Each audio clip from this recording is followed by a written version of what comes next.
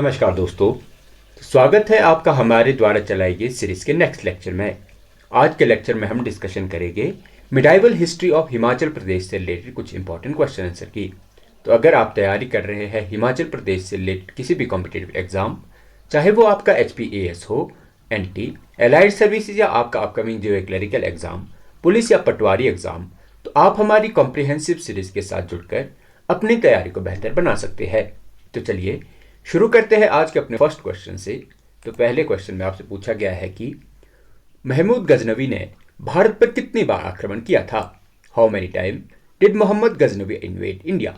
तो अगर बात की जाए आपके पास मोहम्मद गजनवी की, तो महमूद गजनवी आपको सेंट्रल एशिया से गजनविद एम्पायर के रूलर के रूप में देखने को मिल जाता है, जिसने आपके 1001 AD से 1001 AD से 1027 AD तक 1027 AD तक जो है भारत पर आपके टोटल 17 टाइम जो है आक्रमण किया था। नेक्स्ट क्वेश्चन में आपसे पूछा गया है कि in which year did Mohammad Ghaznavi attack Nagarkot after defeating Anantpal. कहा गया है कि अनंतपाल को हराने के बाद महमूद गजनवी ने किस वर्ष नगरकोट पर आक्रमण किया। तो अगर बात की जाए आपके पास मोहम्मद गजनवी की कांगड़ा अटैक या नगरकोट अटैक की, तो वह आपको देखने को मिल जाता है 1009 AD में। 1009 AD में जो है महमूद गजनवी द्वारा जो है कांगड़ा किले पर अटैक किया गया था। नेक्स्ट क्वेश्चन में आपसे पूछा गया है कि दिल्ली के किस तोमर राजा ने नगरकोट से गजनवी शासन को समाप्त किया था। Which Delhi Tomar king ended the Ghaznavi rule from the Nagarkot. तो अगर बात की जाए आपके पास गजनवी रूल को कांगड़ा से एंड या नगरकोट से एंड करने वाले एम्पायर की, तो वह आपको देखने को मिल जाती है तोमर डायनेस्टी। तोमर डायनेस्टी जो मेनली आपके दिल्ली में रूल किया करती थी, उन्हीं के द्वारा गजनवियों को जो है नगरकोट से बाहर किया गया था। बात की जाए ऐसे राजा, तो वह आपको देखने को मिल जाते हैं तोमर राजा महिपाल। तोमर राजा महिपाल ने जो है नगरकोट से 1043 AD में, बात की जाए 1043 AD तक जो है हमें नगरकोट पर जो है आपकी रूल देखने को मिलता है गजनविद का। तोमर राजा महिपाल जो कि आपके दिल्ली से रूल किया करते थे, तो इन्हीं के द्वारा गजनविद एम्पायर को जो है नगरकोट से बाहर किया गया था। नेक्स्ट क्वेश्चन में आपसे पूछा गया है कि until which year could Mohammad Ghaznavi not rule many part of the Kangra except Nagarkot. कहा गया है कि महमूद गजनवी 1023 ईस्वी तक नगरकोट को छोड़कर कांगड़ा के कई हिस्सों पर जो है शासन क्यों नहीं कर पाए थे। तो अगर बात की जाए आपके पास महमूद गजनवी की, तो महमूद गजनवी जो है मेनली आपके जो रूल किया करते थे, यह किया करते थे नगरकोट से। बाकी क्षेत्र जो है आपके इनके अंडर आपको मेनली नहीं देखने को मिलेगा। बाकी बात की जाए 1023 AD तक जो है आपको मेनली रूल देखने को मिलेगा नगरकोट में। बात की जाए यहाँ देखिए, अगर बात की जाए आपके पास Mahmud Ghaznavi and early Turkish invasion की, महमूद गजनवी जो है इनके द्वारा भारत पे आपके पास 17 बार अटैक किए गए थे। बात की जाए नगरकोट में, तो कांगड़ा के नगरकोट पर महमूद गजनवी का अटैक आपको देखने को मिल जाता है 1009 AD में। तो 1009 AD में अनंतपाल को हराने के बाद महमूद गजनवी ने अटैक किया, लूटा था नगरकोट। बात की जाए नगरकोट की वापसी की, तो नगरकोट आपकी तुर्कों के हाथों से गजनविद एम्पायर से आपको दिल्ली सल्तनत के पास तोमर राजाओं के पास वापस आता हुआ आपको देखने को मिल जाता है 1043 AD में। बात की जाए गजनवी रूल के एंड की, तो महिपाल, तोमर राजा हुआ करते थे महिपाल, उन्हीं ने जो है गजनवी रूल को नगरकोट से एंड किया था। बात की जाए कंट्रोल ओवर कांगड़ा, तो महमूद जो है आपके कंप्लीटली महमूद गजनवी कंप्लीटली जो है कभी भी आपकी कांगड़ा को आपकी कैप्चर नहीं कर पाए थे। बात की जाए टर्किश रूल इन कांगड़ा की, तो after the death of Raja Trilochan Pal and Bhimpal, Kangra came under the Turks in 1026। कहा गया है कि राजा त्रिलोचन पाल और राजा भीमपाल की मृत्यु के बाद कांगड़ा आपको 1026 AD में टर्कों के अंडर आता हुआ देखने को मिल जाता है। तो नेक्स्ट क्वेश्चन में आपसे पूछा गया है कि किस शासक और उसके पुत्र भीमपाल की मृत्यु के बाद 1026 ईस्वी में कांगड़ा तुर्कों के शासन में आया। Kangra came under the complete rule of Turkish in 1026 after the death of which ruler and his son Bhimpal. तो अगर बात की जाए आपके पास, जैसे हमने डिस्कशन किया कि कांगड़ा जो है आपको 1026 में टर्कों के अंडर होता हुआ देखने को मिल जाता है। तो बात की जाए उस समय आपके जो कांगड़ा के राजा के रूप में जाने जाते थे, वह आपको देखने को मिल जाते हैं त्रिलोचन पाल, और इनके सन आपको देखने को मिलते हैं भीमपाल। तो त्रिलोचन पाल और भीमपाल की मृत्यु के बाद आपको कांगड़ा टर्क्स के अंडर 1026 में आता हुआ देखने को मिल जाता है। नेक्स्ट क्वेश्चन में आपसे पूछा गया है कि किस आक्रमणकारी ने पहाड़ी राज्यों पर विशेष ध्यान नहीं दिया। Which invader did not play special attention to the hill state during the campaign. तो अगर बात की जाए आपके पास एक ऐसा एम्पायर, दिल्ली सल्तनत में एक ऐसा एम्पायर जिसके द्वारा मेनली हिल स्टेट को इग्नोर किया गया, मतलब हिल स्टेट पे जो है ज़्यादा ध्यान नहीं दिया गया या उनको कैप्चर करने का प्रयास नहीं किया गया, तो वह आपको देखने को मिल जाती है आपके पास मोहम्मद गौरी। आपको जो है स्लेव डायनेस्टी मेनली आपको जो है गुलाम वंश ऐसा देखने को मिलता है जिनके द्वारा जो है कभी भी मेनली आपके ना के बराबर ध्यान दिया गया था आपके पहाड़ी राज्यों पर। नेक्स्ट क्वेश्चन देखिए, नेक्स्ट क्वेश्चन भी आपसे सेम पूछा गया है कि सल्तनत काल जो आपको एक 1206 से 1526 ईस्वी तक जो है देखने को मिलता है कि किन राजवंशों ने पहाड़ी राज्यों पर विशेष ध्यान नहीं दिया। विच डायनेस्टी ऑफ सल्तनत period did not pay special attention to the hill state. तो अगर बात की जाए आपके पास दिल्ली सल्तनत की ऐसी डायनेस्टी जिसने हिली स्टेट पर जो है खास करके ध्यान नहीं दिया, तो वह आपको देखने को मिल जाती है स्लेव डायनेस्टी और खिलजी डायनेस्टी। तो स्लेव और खिलजी डायनेस्टी के इंटरेस्ट आपको हिल स्टेट में बहुत कम देखने को मिल जाते हैं। बात की जाए स्लेव डायनेस्टी की, तो स्लेव डायनेस्टी जो है आपको देखने को मिलती है 1206 से 1206 से स्लेव डायनेस्टी का रूल इंडिया में आपको 1290 तक देखने को मिल जाता है, 1290 तक।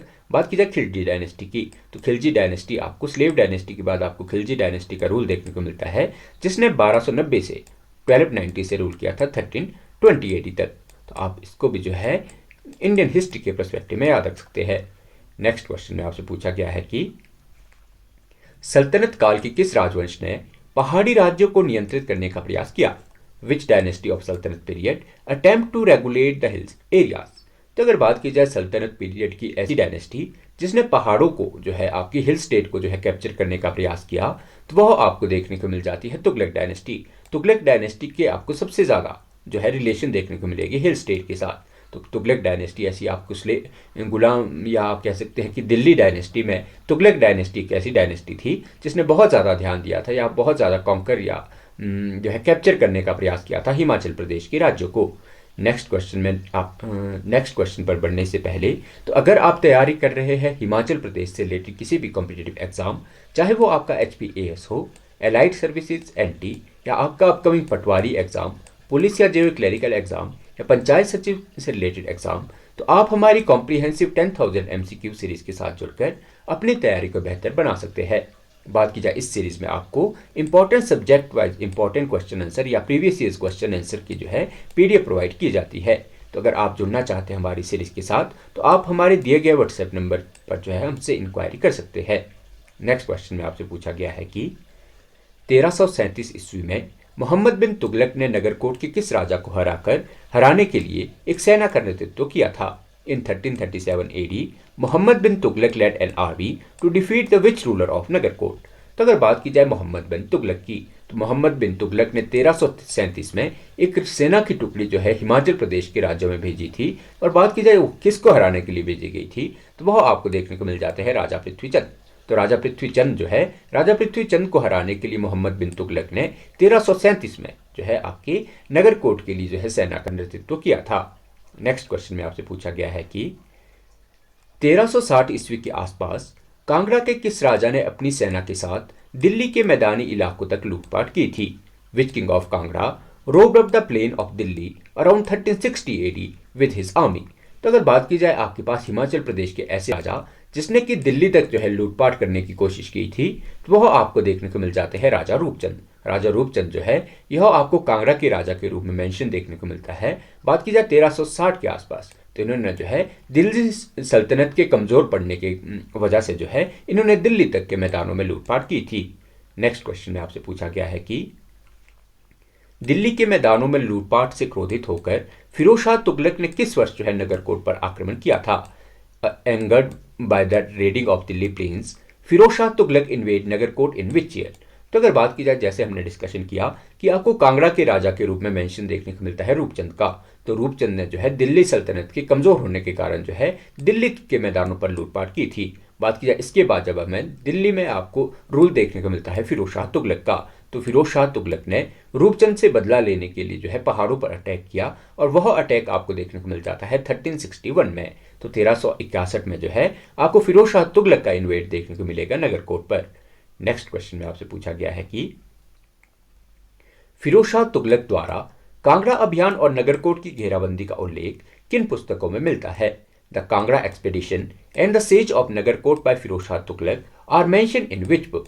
तो अगर बात की जाए आपके पास फिरोज शाह तुगलक के कांगड़ा या हिमाचल प्रदेश के ऊपर अटैक करने की, तो इसकी जानकारी आपको देखने को मिल जाती है तारीख ए फिरोज फरिश्ता और तारीख ए फिरोज शाही में। तो यह दो आपको ऐसे ग्रंथ देखने को मिलते हैं जहां पे फिरोज शाह तुगलक के अटैक का, हिमाचल प्रदेश पर अटैक का जो है वर्णन देखने को मिल जाता है।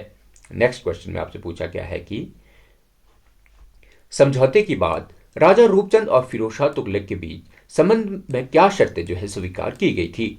After reconciliation what terms did king Rupchand accept regarding Firoz Shah Tughlaq?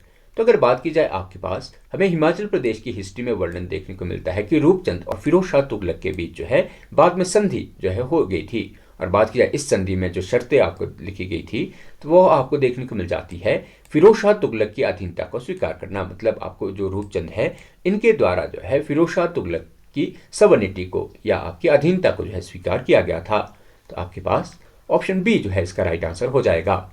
Next question में आपसे पूछा गया है कि 1365 ईस्वी में फिरोज शाह तुगलक समझौते के बाद संस्कृत पुस्तकें लेने का जो है किस स्थान पर गया था? In 1365 AD Firoz Shah Tughlaq visited which place after the agreement to take Sanskrit books?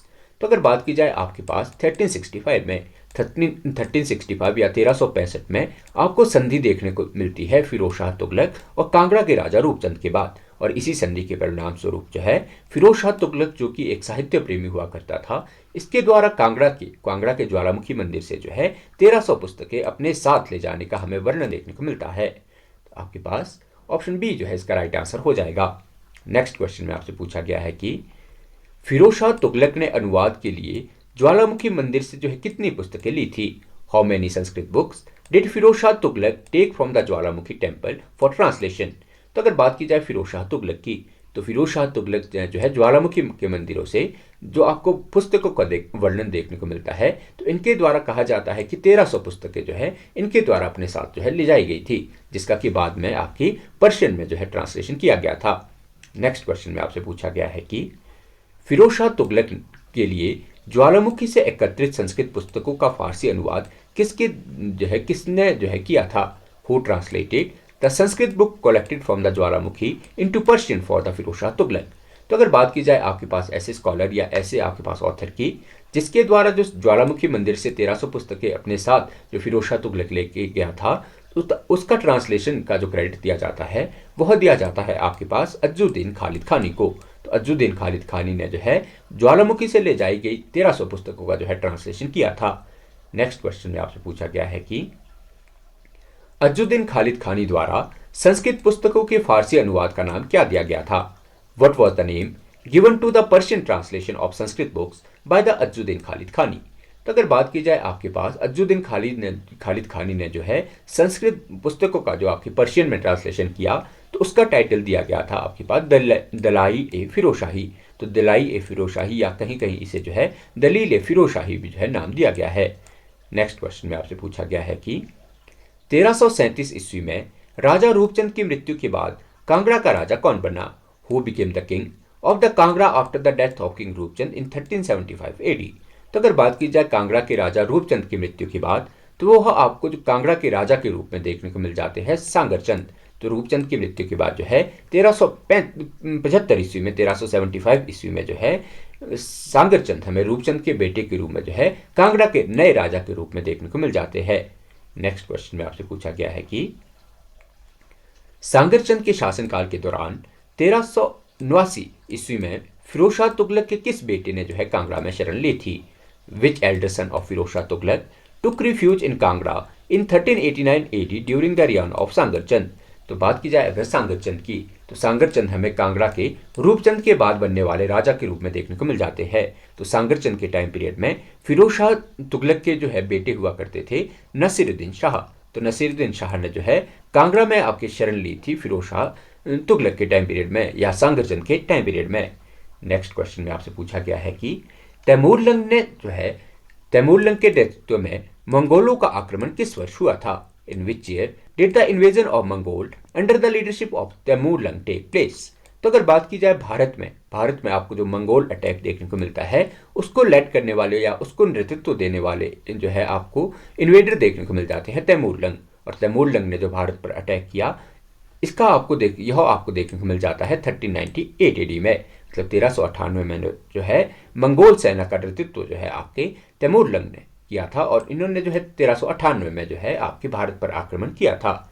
Next question में आपसे पूछा गया है कि 1398 ईस्वी में तैमूरलंग के आक्रमण के समय कांगड़ा का राजा कौन था? Who was the king of Kangra at the time of Timurlang invasion in 1398 AD? तो अगर बात की जाए जिस समय तैमूरलंग ने आपके हिमाचल प्रदेश या इंडिया पर अटैक किया, उस समय आपको कांगड़ा के राजा के रूप में मेंशन देखने को मिल जाता है मेघचंद का। तो कांगड़ा के राजा मेघचंद जो है आपके उस समय कांगड़ा के राजा हुआ करते थे जिस समय तैमूरलंग ने भारत पर अटैक किया था। नेक्स्ट क्वेश्चन में आपसे पूछा गया है कि 1399 ईस्वी में तैमूरलंग ने पहाड़ियों के किस विशिष्ट क्षेत्र पर जो है आक्रमण किया था? In 1399 AD Timurlang invaded which specific region of hills?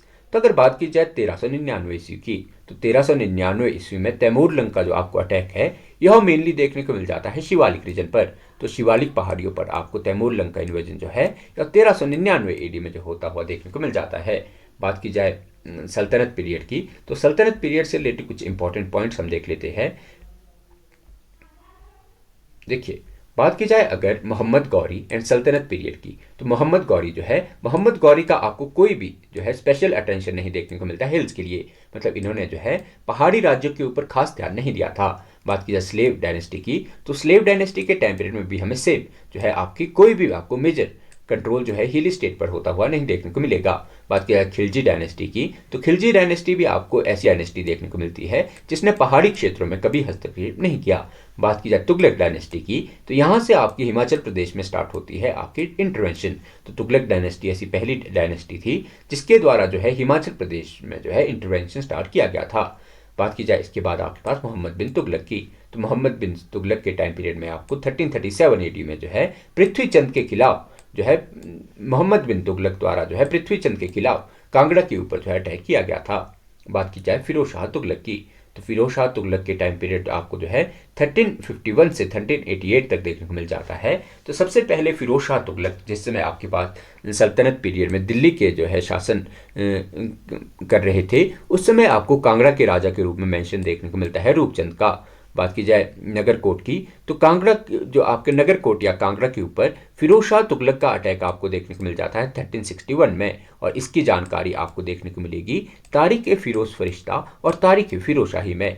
बात की जाए इस जो आपको यह बैटल देखने को मिलती है, इस बैटल के बाद आपको मेनली ट्रीटी जो है दोनों के बीच होती हुई देखने को मिलती है, जहां रूपचंद ने सवर्निटी जो है एक्सेप्ट करने जो है कर ली थी। बात की जाए इसके बाद फिरोज शाह तुगलक का विजिट हमें देखने को मिलता है ज्वालामुखी में। तो 1365 ईस्वी में फिरोज शाह तुगलक ने ज्वालामुखी विजिट किया और यहाँ से अपने साथ वो 1300 संस्कृत की पुस्तकें ले गए, जिनका बाद में जो है पर्शियन में ट्रांसलेशन किया गया था।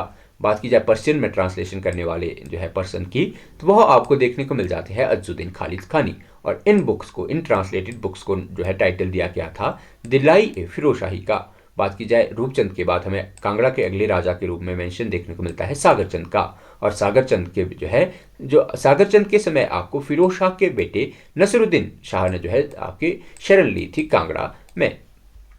इसके बाद बात की जाए तैमूरलंग की, तो तैमूरलंग का इन्वेजन आपको इंडिया में 1398 से 1399 के बीच देखने को मिल जाता है। तैमूरलंग ने जो है इंडिया पर अटैक 1398 ईस्वी में एडी में किया। बात की जाए कांगड़ा के रूलर, जिस समय तैमूरलंग ने इंडिया पर अटैक किया उस समय कांगड़ा के रूलर आपको देखने को मिल जाते हैं मेघचंद।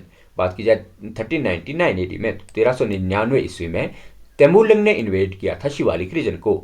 बात की जाए तैमूरलंग की सहायता करने वाले, तो तैमूरलंग की सहायता करने वाले पहाड़ी राजा जो आपको देखने को मिल जाते हैं आलमचंद। आलमचंद जो कि राजा हुआ करते थे हिंदूर के, तो हिंदूर के राजा आलमचंद ने जो है आपकी तैमूरलंग की जो है सहायता की थी। बात की जाए जो रेजिस्टेंस मतलब जिसने आपके तैमूरलंग का विरोध किया था, वह आपको देखने को मिल जाते हैं रतन सिंह। रतन सिंह जो आपके राजा हुआ करते थे नूरपुर के, इनके द्वारा जो है तैमूरलंग को जो है रेजिस्टेंस दी गई थी। इसके बाद आपको देखने को मिलती है भारत में सैयद डायनेस्टी और लोधी डायनेस्टी। तो सैयद डायनेस्टी भी आपकी, सैयद डायनेस्टी और लोधी डायनेस्टी दोनों का कोई खास इंटरवेंशन आपको नहीं देखने को मिलेगा हिल्स पर।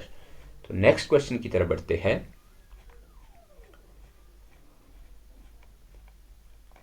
नेक्स्ट क्वेश्चन में आपसे पूछा गया है कि हिंदूर नालागढ़ का वह शासक कौन था जिसने तैमूरलंग की सहायता की और अपने राज्यों को नुकसान होने से बचाया? Who was the ruler of Hindur, Nalagarh, who assisted the Temurlang and saved his state from harm.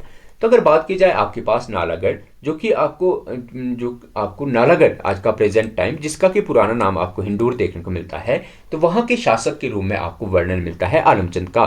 तो आलमचंद आपके पास वह राजा थे जो कि आपको तैमूरलंग के जो है कंटेम्प्रेरी या समकालीन देखने को मिलते हैं। तो आलमचंद द्वारा जो है सहायता की गई थी तैमूरलंग की, और तैमूरलंग ने जो है बदले में इनके राज्यों को बिना कुछ नुकसान पहुंचाए जो है तैमूरलंग आगे बढ़ गया था। नेक्स्ट क्वेश्चन में आपसे पूछा गया है कि तैमूरलंग ने जब सिरमौर क्षेत्र और नूरपुर धमेरी पर आक्रमण किया तो उसका विरोध जो है किसके द्वारा किया गया था? Who oppose Taimurlang when he attack Sirmaur region and Nurpur Dhameri?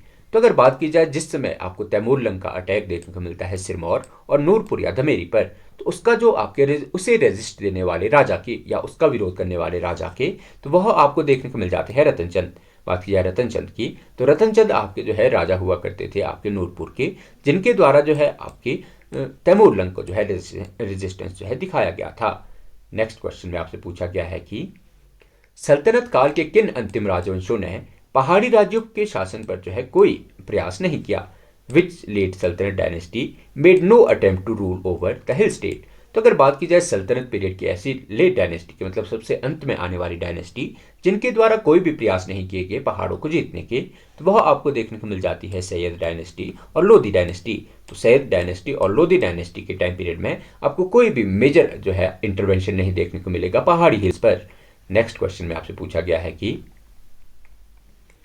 Babar ने किस वर्ष जो है कांगड़ा के पास मलौट में अपनी सैन्य चौकी स्थापित की थी? In which year did Babur establish military post near Malaut near Kangra? सबसे पहले आपको याद रखना है कि बाबर ने जो है कांगड़ा के नजदीक मलौट में अपनी सैनिक छावनी जो है स्थापित की थी, और यह सैनिक छावनी जो स्थापित की गई थी यह की गई थी मलौट नामक स्थान पर। और यह जो आपके मलौट नामक स्थान पर जो छावनी स्थापित की गई थी यह आपके 1525 में 1525 ईस्वी में जो है आपकी स्थापित की गई थी।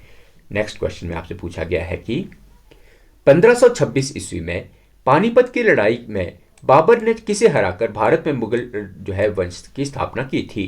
Whom did Babur defeat in the first battle of Panipat in 1526 AD to establish Mughal dynasty?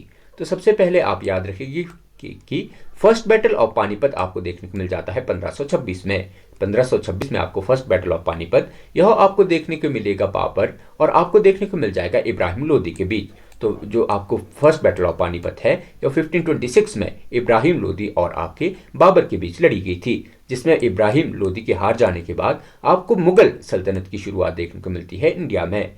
Next question में आपसे पूछा गया है कि अकबर ने 1556 ईस्वी में नूरपुर में अपनी सेना क्यों भेजी थी? Why did Akbar sent his army to Nurpur in 1556 AD? तो अगर बात की जाए आपके पास 1556 एडी की, तो 1556 एडी के टाइम पीरियड की घटना, तो इस समय आपको जो देखने को मिलता है कि अकबर ने 1556 ईस्वी में सिकंदर शाह जो है आपके सिकंदर शाह को पकड़ने के लिए जो है नूरपुर में जो है सेना भेजी गई थी। तो आपके पास ऑप्शन जो है इसका सी राइट आंसर हो जाएगा। तो अकबर के आपको जो है रिलेशन अच्छे नहीं देखने को मिलेंगे सिकंदर शाह के साथ, तो सिकंदर शाह को पकड़ने के लिए ही जो है 1556 ईस्वी में अकबर द्वारा जो है सेना भेजी गई थी। नेक्स्ट क्वेश्चन में आपसे पूछा गया है कि नूरपुर के किस राजा ने जो है राजा की सिकंदर शाह के साथ दोस्ती थी, जिसके कारण 1556 ईस्वी में अकबर को हस्तक्षेप करना पड़ा? Which king of Nurpur had a friendship with Sikandar Shah caused Akbar to intervention in 1556? तो अगर बात की जाए आपके पास सिकंदर शाह की, तो आपको जो है सिकंदर शाह की आपको जो है मेनली रिलेशन जो है आपको खराब देखने को मिलते हैं अकबर से। तो इसी सिकंदर शाह की आपको हिमाचल प्रदेश की जिस राजा से दोस्ती थी वह आपको देखने को मिल जाते हैं किंग भक्तमल। तो नूरपुर के राजा हुआ करते थे भक्तमल, जिनकी दोस्ती आपको सिकंदर शाह से देखने को मिलेगी, और सिकंदर शाह जिनको कि आपके अकबर पकड़ना चाहते थे। तो इसी कारण अकबर द्वारा जो है 1556 एडी में सेना भेजी गई थी आपके कांगड़ा क्षेत्र या नूरपुर क्षेत्र में। नेक्स्ट क्वेश्चन में आपसे पूछा गया है कि पहाड़ी राजाओं की अधीनता सुनिश्चित करने के लिए और भविष्य में विद्रोह को रोकने के लिए अकबर ने क्या नीति अपनाई थी? What policy did Akbar adopt to ensure the submission to stop future rebellion of the hills king? तो तो अगर बात की जाए अकबर द्वारा चलाई गई ऐसी नीति जिससे वह फ्यूचर में या भविष्य में होने वाले विद्रोह को रोक सकते थे या अपने जो है आपके अधीनता सुनिश्चित करवा सकते थे, तो उनके लिए जो आपकी मेनली नीति बनाई गई थी वह मेनली बनाई गई थी कि आपके जो राजा है, राजा उनके बेटों या उनके रिश्तेदारों को अपने पास जो है बंधक के रूप में जो है अकबर रखा करते थे, और अकबर द्वारा जो है यह प्रणाली जो है सबसे पहले शुरू की गई थी। नेक्स्ट क्वेश्चन में आपसे पूछा गया है कि राजा अकबर द्वारा कांगड़ा के किस राजा को जो है बंधक बनाकर रखा गया था? Which king of Kangra was taken hostage by Akbar? तो अगर बात की जाए कांगड़ा के ऐसे राजा जिसको कि आपके अकबर द्वारा जो है बंधक के रूप में रखा गया था, तो वह आपको देखने को मिल जाते हैं राजा जयचंद। तो कांगड़ा के राजा जयचंद आपको जो है ऐसे राजा के रूप में मेंशन देखने को मिलता है जिन्हें कि अकबर द्वारा अपने कोर्ट में बंधक बनाकर रखा गया था। नेक्स्ट क्वेश्चन में आपसे पूछा गया है कि नूरपुर के राजा तख्तमल के साथ मिलकर अकबर के खिलाफ विद्रोह किसने किया? Who rebelled against the Akbar in collaboration with the king Takhtmal of Nurpur?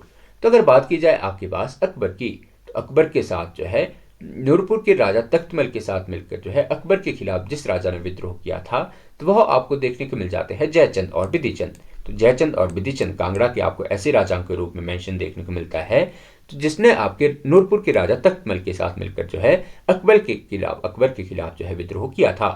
Next question में आपसे पूछा गया है कि विधिचंद के विद्रोह को दबाने के लिए अकबर ने हुसैन कुली खान के साथ जो है किसे भेजा था? Whom did Akbar sent along with the Hussain Quli Khan to suppress the Vidhichand rebellion? तो अगर बात की जाए जिस समय कांगड़ा के राजा विधिचंद ने जो है अकबर के खिलाफ विद्रोह किया था, तो उस समय जो है अकबर द्वारा भेजा गया था हुसैन कुली खान, और इसके साथ आपको देखने को मिल जाते हैं बीरबल। तो बीरबल और हुसैन कुली खान को जो है आपके विधिचंद को विद्रोह के जो है दबाने के लिए भेजा गया था। नेक्स्ट क्वेश्चन में आपसे पूछा गया है कि अकबर ने पहाड़ी राज्यों में शाही जमींदारी स्थापित करने के लिए टोडरमल की नियुक्ति जो है किस वर्ष की थी? In which year did Akbar appoint Todarmal to establish royal zamindari in the hill state? तो अगर बात की जाए अकबर द्वारा, तो अकबर द्वारा जो है टोडरमल को जो है पहाड़ी क्षेत्रों में जो है शाही जमींदारी स्थापित करने के लिए भेजा गया था, और जो इनको भेजे जाने वाले का आपको वर्ष देखने को मिलता है यह आपको देखने को मिल जाता है 1572, यानी 1572 ईस्वी में जो है पहाड़ी राज्यों में शाही जमींदारी स्थापित करने के लिए अकबर ने टोडरमल को जो है नियुक्त किया था। नेक्स्ट क्वेश्चन में आपसे पूछा गया है कि टोडरमल द्वारा स्थापित शाही जमींदारी में कांगड़ा के कितने गांव जो है शामिल थे? How many villages of Kangra were included in the royal zamindari establish bye Todarmal? तो अगर बात की जाए जिस समय जो है आपके टोडरमल द्वारा कांगड़ा में जो है आपकी शाही जमींदारी स्थापित की गई, उस समय जो आपके इंक्लूड विलेज थे वह आपको देखने को मिल जाते हैं 66। अर्थात आपके जो टोडरमल द्वारा कांगड़ा के 66 गांव और चंबा के क्षेत्रों में जो है शाही जमींदारी स्थापित की गई थी। बात की जाए इसके बाद हम जो है कुछ पॉइंट्स के बारे में पढ़ेंगे। बात की जाए बाबर की, तो बाबर जो है इनके द्वारा सबसे पहले हिमाचल प्रदेश में इनका वर्णन देखने को मिलता है कि इनके द्वारा मलौट जो आपको कांगड़ा के नज़दीक देखने को मिलता है, तो 1525 में आपके कांगड़ा के नज़दीक मलौट में बाबर द्वारा जो है सैनिक छावनी स्थापित की गई थी। बात की जाए बाबर की, तो बाबर की आपको फर्स्ट बैटल ऑफ पानीपत देखने को मिलती है 1526 में, जो कि आपके लोधी डायनेस्टी के लास्ट रूलर इब्राहिम लोधी के साथ की गई थी, जिसमें आपके इब्राहिम लोधी जो है पराजित हुए थे, और उसी समय आपको जो है मुगल एम्पायर की शुरुआत देखने को मिलती है इंडिया में। बात की जाए अकबर की, तो अकबर के सबसे पहले रिलेशन जो आपके हिमाचल प्रदेश के साथ रहे, तो हिमाचल अकबर ने सबसे पहले आपके नूर पर जो है आपके अटैक किया था, और 1556 ईस्वी में आपको जो है यह अटैक देखने को मिलता है, जो कि आपके सिकंदर शाह के लिए मेनली किया गया था। बात की जाए भक्तमल की, तो आपको भक्तमल जो है आपको नूरपुर के देखने को मिलते हैं, जो कि आपके सिकंदर शाह के दोस्त हुआ करते थे। तो सिकंदर शाह ने भक्तमल के पास ही नूरपुर में जो है शरण ली थी। बात की जाए अकबर की, तो अकबर द्वारा जो है बंधकों को राजाओं के रिश्तेदारों या उनके बेटों को अपने पास जो है बंधक बनाने की प्रथा जो है शुरू की गई थी। बात की जाए इसी बंधक का परिणाम आपको, इसी प्रणाली का परिणाम आपको देखने को मिलता है कि बिधिचंद और तख्तमल ने जो है आपके अकबर के खिलाफ विद्रोह कर दिया था। बात की जाए अकबर ने जो बिधिचंद का विद्रोह हुआ था उसको दबाने के लिए आपके बीरबल और हुसैन कुली खान को जो है आपके हिमाचल प्रदेश में भेजा था। बात की जाए टोडरमल की, तो टोडरमल को जो है शाही जमींदारी स्थापित करने का जो है यह हिमाचल प्रदेश में काम दिया गया था, जो कि 1572 में जो है टोडरमल द्वारा स्थापित की गई थी। बात की जाए जो यह शाही जमींदारी स्थापित की गई, यह आपको देखने को मिल जाती है कांगड़ा के 66 गांव और चंबा के कुछ क्षेत्रों में। बात की जाए जयचंद की, तो कांगड़ा के राजा जयचंद के बाद हमें कांगड़ा के राजा के रूप में देखने को मिलते हैं बिधिचंद।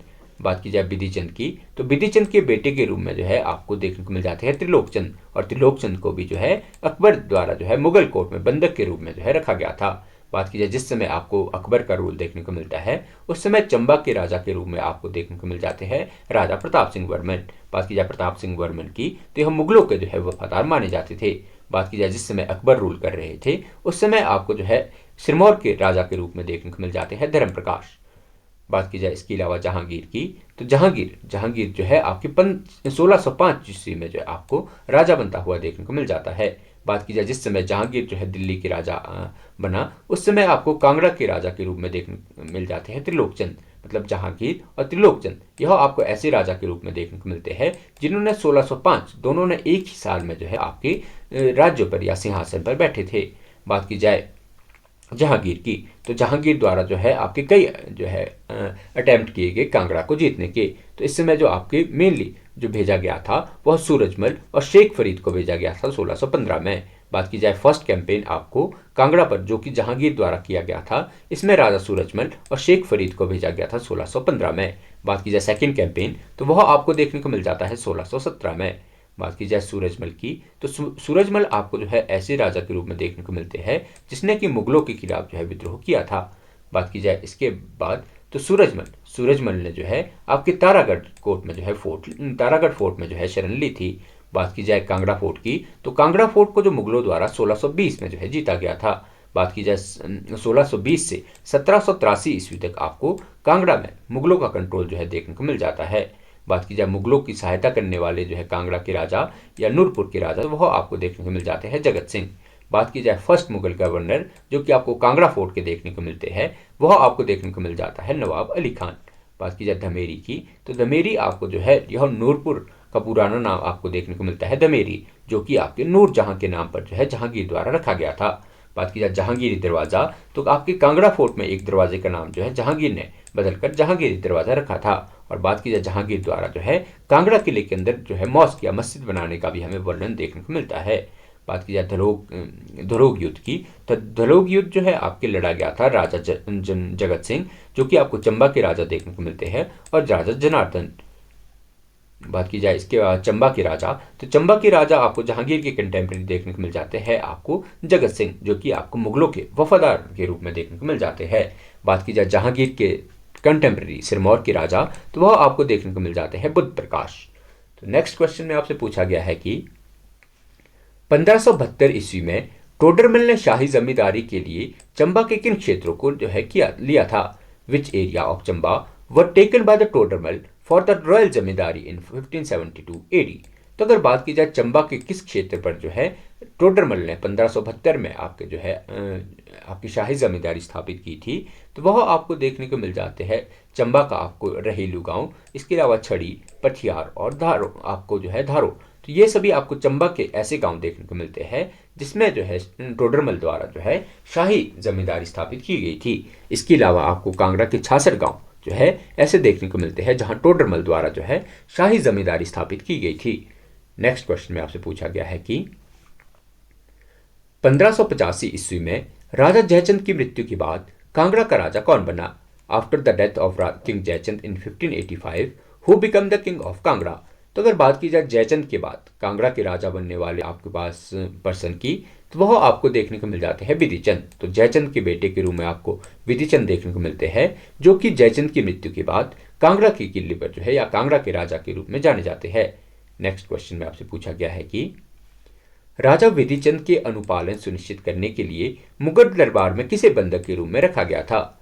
Whom did King Vidhichand keep as a hostage in Mughal court to ensure जो है कंप्लायंसेस। तो अगर बात की जाए राजा विधिचंद की, तो राजा विधिचंद की जो है सवर्निटी की भी जो राजा विधिचंद द्वारा सवर्निटी एक्सेप्ट कर ली गई है, तो राजा विधिचंद के बेटे हुआ करते थे आपके पास त्रिलोकचंद। तो राजा विधिचंद के बेटे त्रिलोकचंद को जो है आपके जहांगीर के कोर्ट में जो है आपके मुगल दरबार में रखा गया था। नेक्स्ट क्वेश्चन में आपसे पूछा गया है कि चंबा का कौन सा शासक अकबर का समकालीन था और मुगलों के प्रति समर्पित था। Which ruler of Chamba was the contemporary of Akbar and deeply devoted to the Mughal.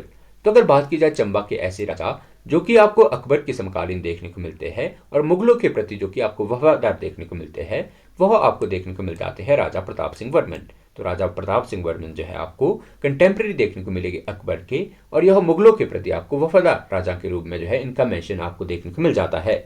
Next question में आपसे पूछा गया है कि 1538 से 1570 तक सिरमौर पर शासन करने वाला राजा धर्मप्रकाश किस मुगल शासक के जो है समकालीन थे?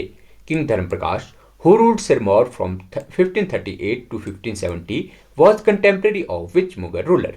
तो अगर बात की जाए राजा धर्मप्रकाश की, तो राजा धर्मप्रकाश जो है यह आपको राजा देखने को मिल जाते हैं सिरमौर के, और कौन से मुगल किंग के आपको यह समकालीन देखने को मिलते हैं? तो यह धर्मप्रकाश आपको जो है समकालीन देखने को मिल जाते हैं अकबर के। तो आपके पास ऑप्शन बी जो है इसका राइट आंसर हो जाएगा।